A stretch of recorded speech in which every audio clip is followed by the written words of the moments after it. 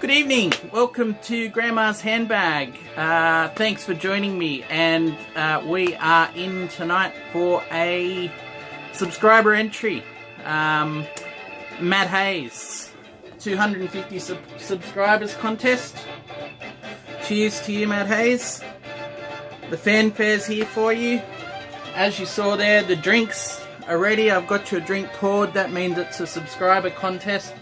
I'll just get that fanfare down before it completely steals this episode away. But yes, Matt Hayes, 250 subscribers. Congrats, mate. I'm only fairly new to you, but I really am enjoying your channel.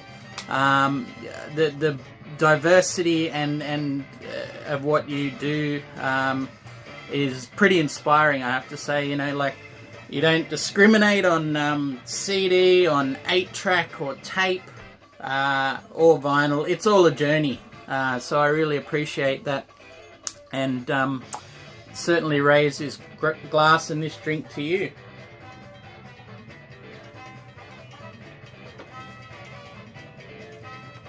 So I'll make sure I give you a bit of a cheers on that as well. Anyway. Grandma's handbag, Grandma's little helper tonight is, if you can see that there, is the Balvenie 16-year-old triple cask. That's what we're drinking tonight, Matt. And we are taking a trip back to, there we go, back in focus, a trip back to the year of the stereo that is playing this theme music at the moment, 1973. 1973. As everyone knows, scientifically, it's a proven fact that it's the best year in rock and roll that you've ever seen. And Exhibit A, 1973. What's not to love about 1973? Oh, if that's not enough, Exhibit B, 1973, Roxy Music. Or Brian Eno, 1973. I mean, and if that's not fact enough, how can you argue with this for 1973? I think that just proves it. But we're not actually here to talk about those records as much as I'd love to, as much as I could. What I love doing as well is theorizing and things about music. So I put these webs of thought in my mind and try and get an idea and a new insight into these records. So for that reason, I thought of these two albums, and I'll give a bit of a preface as well. So 1973, it was a year that I wasn't even born. My parents got married that year. So there's nothing innately that ties me to it. Musically, as I just showed, those sorts of albums are absolutely peerless. But I guess I wanted to focus on a couple of albums that, in their own way, were controversial, probably for the time, but since then have become classics in their own way. Classics for, kicking against the tide. Classics for being distinctly uncommercial, I think, and unapologetically so. From two artists who almost made their name. If they didn't make their name, they certainly made it their artistic calling card, not to be pigeonholed or certainly to be hamstrung by commercial interests.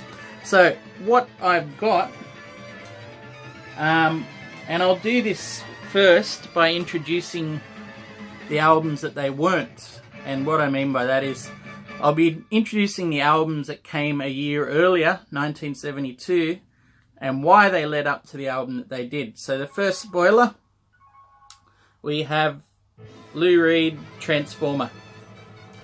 Sorry I don't have a record of this one. I will get it one day, I really want to. But Lou Reed's Transformer. You know, for a guy who'd had distinct lack of commercial success in his time with the Velvet Underground, and even with his first album, to come out under the auspices of Mr. Bowie and Mick Ronson. Don't underestimate Mick Ronson there, and make Transformer, which is just, you know, it's a 70s pop classic. You've got Perfect Day, Satellite of Love, Walk on the Wild Side. I mean, there's three instant classics, and that's before you even get into the lesser songs, Vicious, Andy's Chest. Anyway, you get the idea. Huge commercial album that took Lou Reed into being a household name. And what did he come up with next? We'll get back to that.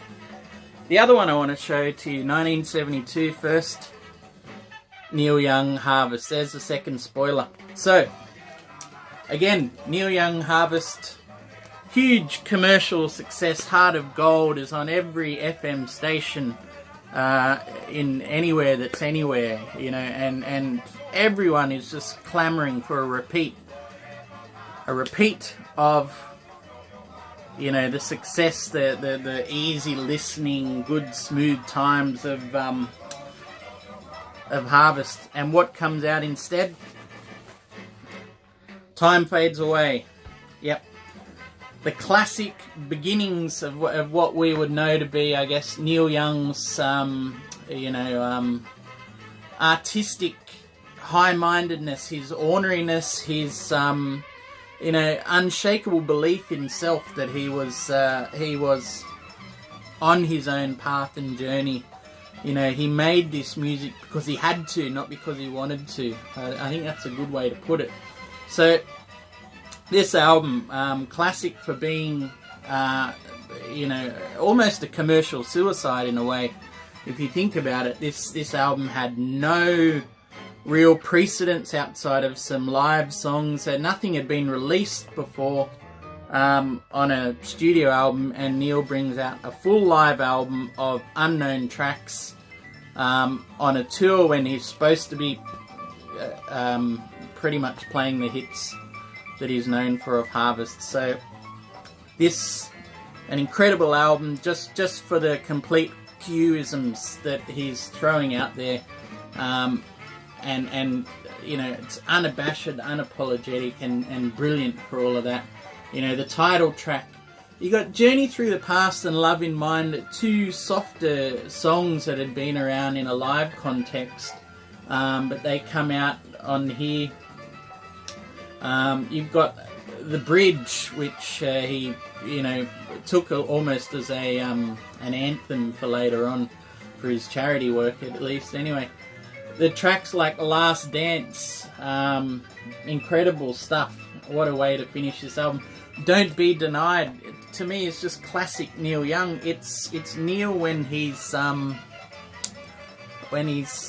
it's basically Neil's rap song for himself. Just, you know, the mythologizing of his own past and you know, what he's overcome to make it, and you know, a reminder to himself, don't ever be denied. Don't listen to the people that want to put you down or put you in a commercial box or anything like that. Just strike your own path. So 1973 brings what an album, incredible album.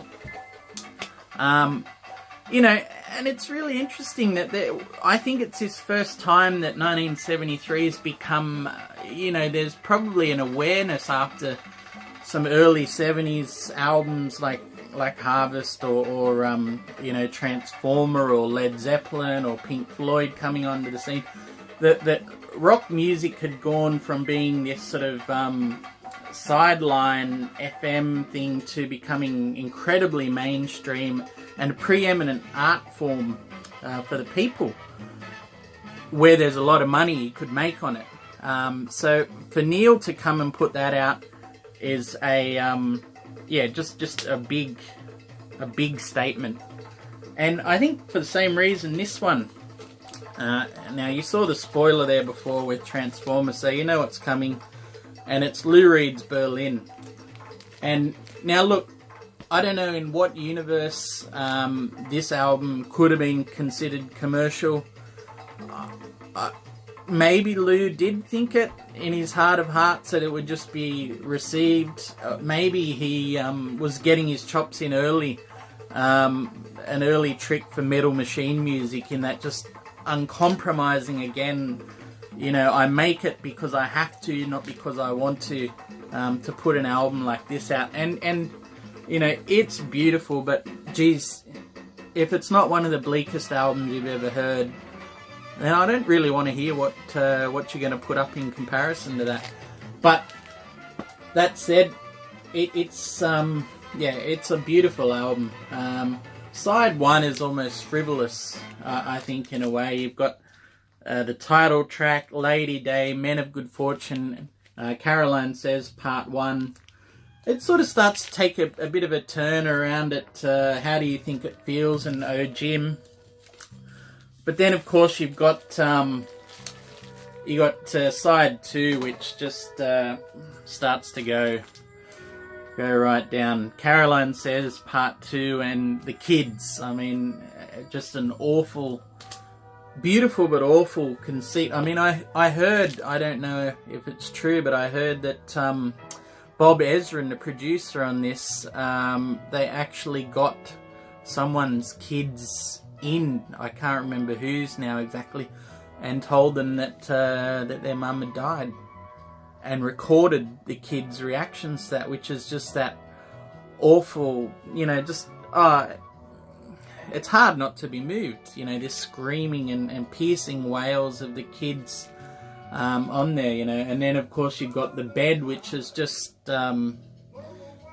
you know, icy cold, chilled. It so far from any commercial radar, it's unbelievable. And then sad song, you know, it provides a resolution, but it's never the one you want. This album, the trajectory of the album is unlike anything else I know of as well. It starts up here and it just goes down. It just keeps going down. So yeah, that's you know, that's the that's my entry, 1973. Matt, I have to say, fantastic idea for a subscriber contest as well. I really love these sorts of ideas where you can, you know, nail down what it is about a particular era that you like. So I have to put mine forward. Many thanks to you. I'll be cheersing you tonight with this one, and congrats. I mean, you're up to about 300 subscribers now, so I mean, there's another thanks, and maybe another subscriber contest. No, I'm just joking. But cheers, Matt. Good night, and thanks from Grandma's Handbag. May there be many more.